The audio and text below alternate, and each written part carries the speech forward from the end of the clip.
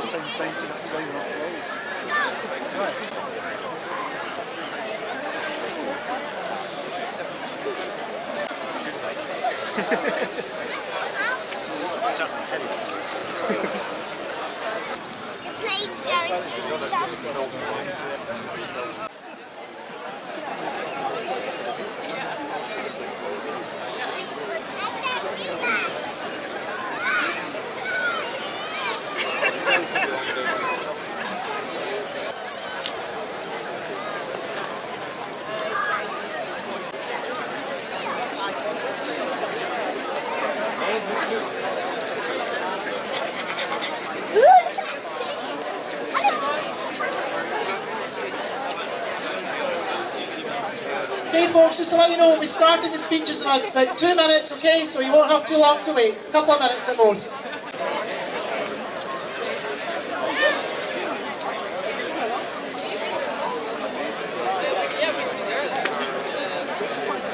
Right, first of all, I think the first thing we have to do today is give yourselves a huge big cheer. What we do first of all is go through a few thank yous at the start, and then I'll have a wee quick talk, and then I'll move you on to everybody else and they can have a wee chat. Well, first of all, I have to thank those who've come here today. There's a few people here today who unfortunately have had family members who've lost their lives. So I have to thank Ian and Lynn, Linda, Hamilton, Ian Fife and family as well, who are here today representing those that we've lost, unfortunately. Yeah, thank you.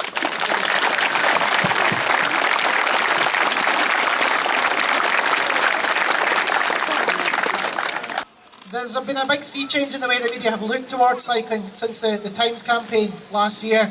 It's fabulous, and the media are definitely on our side and have done a fabulous job. We know there's going to be more reports going out today about this, so thank you to them as well.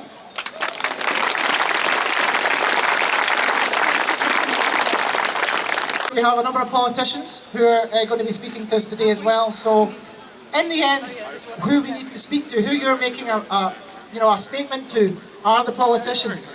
It needs to happen now.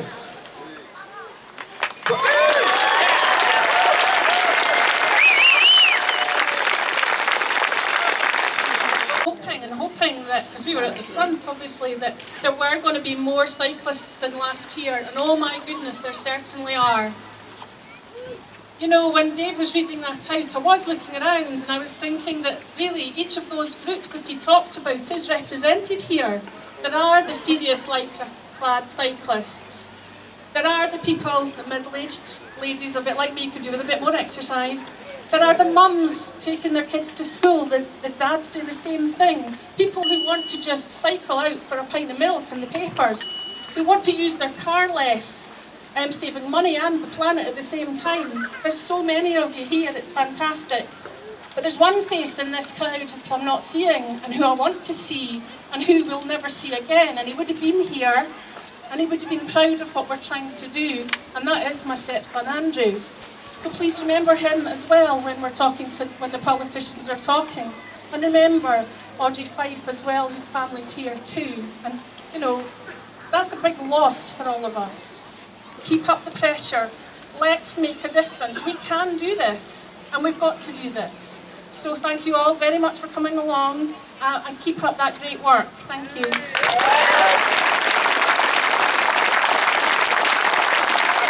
Of a chap called Graham Obree. Graham Obree.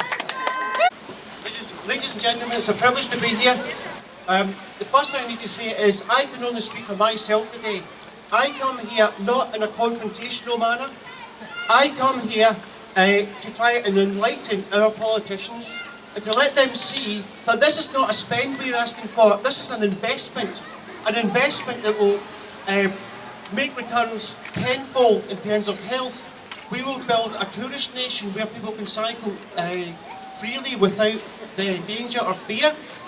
We'll make look at all these young people we have here, it's about them as well. We want to make something, a network that is credible and direct from our homes to our place of work, to where we buy our food and shopping, to our leisure places, without fear of traffic. And as a non-confrontational, from my point of view, non-confrontational is we need to enlighten you, the politicians, that this is an investment not just for now but for the entire future in terms of health. We have a generation that is there's not many obese people here because we're cyclists, but there is an obesity and health problem, fitness problem in this nation. We as cyclists will visit the NHS on average less. Future, thank you.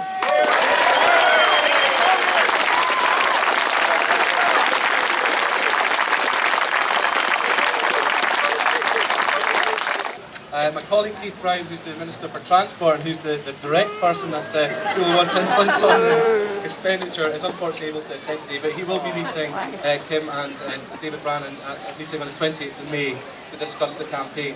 It's encouraging that so many of you have participated today, and by doing so have shown your passion for cycling and your commitment to a key form of what we call active travel, and also to reducing Scotland's carbon emissions.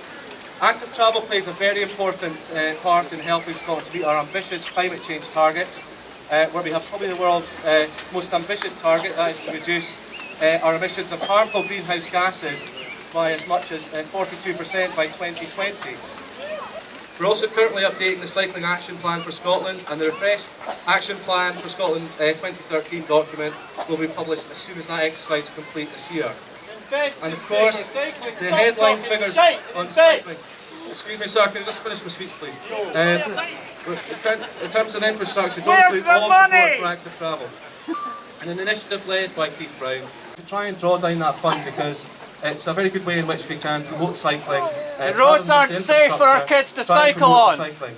That fund has spent £2 million so far on cycling-only projects, not just active travel projects. And indeed, we've got an incentive to try and improve cycling outside of our cities, so to have 10% of all journeys paid by bike by 2020. Is that a target? Is that a target? It's a mission. Is that a target? 10% of funding. Is that More 10% importantly, if you, I assure tell Alex not to take a taxi. The effectiveness of our efforts and departmental budgets are maximised to achieve these shared goals. I hope you enjoy the rest of the day today, and thank Kim and David and all of you once again for the opportunity to address you here today. Thank you. As Paul Wheelows has just said, it's not that there's nothing happening, but those of us who want more to happen, it is about more money, it's about more investment, it's about a culture change, it's about making sure that it's not just long distance routes, it's about everyday routes. And I think that's the most important thing, it's about everyday routes.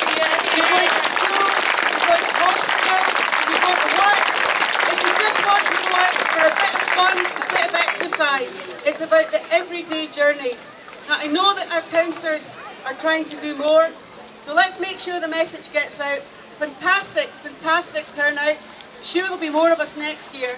but we need to get a response, and that response has got to be more investment. So get going on the lobbying, get going on the writing, and make sure the voice we've had today is empowered, and that we get that message across to every one of our 129 MSPs, but all your councillors as well, because the local stuff is absolutely crucial. Thank you very much.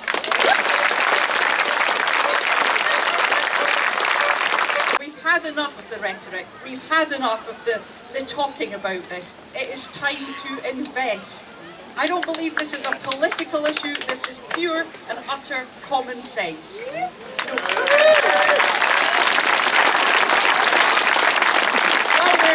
While we're discussing the kind of Scotland we want to see in the future, I want to see a Scotland where cycling is the norm.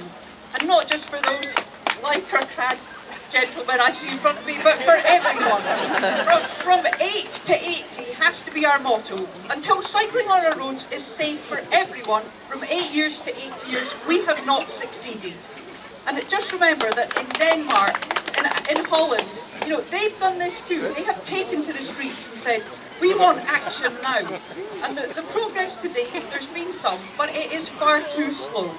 So let's have more cash now. So, right, I agree with him. 100 million a year is not enough. I think we can look for double that because the benefits are immense. We can have health.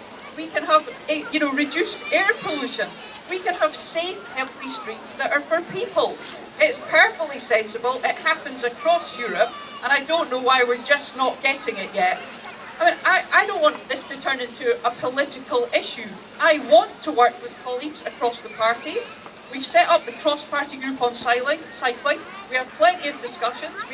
We're joined with the fantastic spokes by CTC Scotland, by Cycling Edinburgh, by Sustrans. We all get it. So what on earth are we waiting for? I'm a Conservative up in the council. I cycle, and I've cycled for the last, 50 years, and do a lot of cycling. I do about 150 miles a month, and I cycle really for 3 reasons. 1, because it's economic, it's cheap. 2, because it's convenient, it gets me there fast in the centre of the city. But probably above all, because it keeps me fit and healthy. And health and fitness, I think, is... Now, other people here, there's a wide range of people here who will cycle for all sorts of different reasons. And that's fine, and we have our different reasons here. And I'm here because I want more cycling in Edinburgh, because I think it's good for all of the people of Edinburgh to increase the proportion of people who are cycling. Now, some people say to me, well, the Conservatives have not done all that much in the way of cycling. Well, actually, think of some names associated with cycling recently. What about bikes in London? My colleague Ian White, Councillor Ian White, was the first person to put forward a proposal, which we haven't got yet, for hire bikes, a hire bike system within Edinburgh. And we've certainly pushed and supported that. And we've supported as well the 5%. For some people here, this is a bittersweet occasion, and I understand that. For some people, well, I really appreciated the tone of what Graham said, because Graham put the big emphasis on health and fitness. And there's a huge opportunity to reduce costs for the National Health Service in future years if we can encourage more people to go on their bikes.